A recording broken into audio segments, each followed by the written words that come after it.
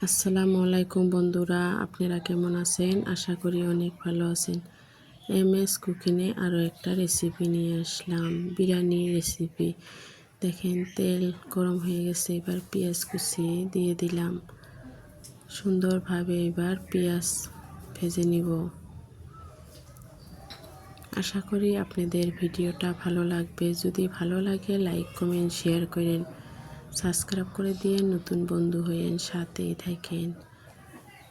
দেখেন পরিমাণ মতো লবণ দিয়ে দিলাম, তেজপাতা গোটা গরম মশলা দিয়ে ভালোভাবে ভেজে নিচ্ছি। দেখেন এবার বাদামি কালার হয়ে গেছে। এবার চাউলগুলো দিয়ে দিচ্ছি, বিরিয়ানির চাউলগুলো ধুয়ে রেখেছিলাম সেগুলো দিয়ে দিচ্ছি। আমার ভাই লাড়াচাড়া করে দিচ্ছে। দেখেন যেহেতু অনেকগুলো চাউল আমরা লাড়তে অল্প অসুবিধা হয়, সেই জন্য আমার ভাই লেড়ে দিচ্ছে।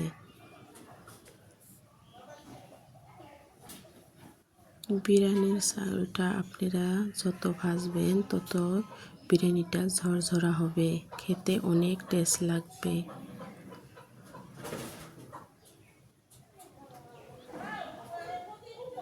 অনেকগুলাই চাউল দেখেন ভেজে নিচ্ছি সুন্দরভাবে। যেহেতু আমাদের বাড়িতে একটা অনুষ্ঠান হচ্ছে, সেই অনুষ্ঠানের কারণে আমরা বিরিয়ানিটা বানাচ্ছি।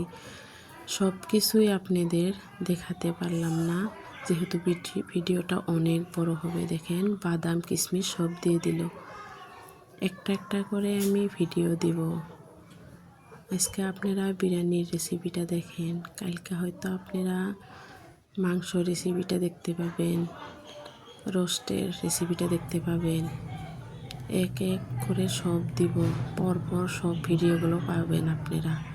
একটা একটা করে দিব, সব ভিডিও একলগে দিলে অনেক বড় হয়ে যাবে ভিডিওটা, সেই জন্য একটা একটা করে দিচ্ছি। দেখেন আদা বাটাও দিয়ে দিল। এইভাবেই আমরা বিরিয়ানি বানাই। আপনারা কিভাবে বানান জানি না। দেখেন 90% হয়ে গেছে,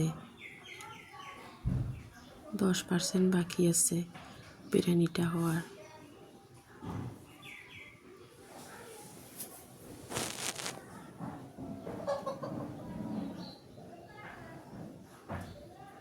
অনেক সুন্দর ঘ্রাণ বাড়াচ্ছে।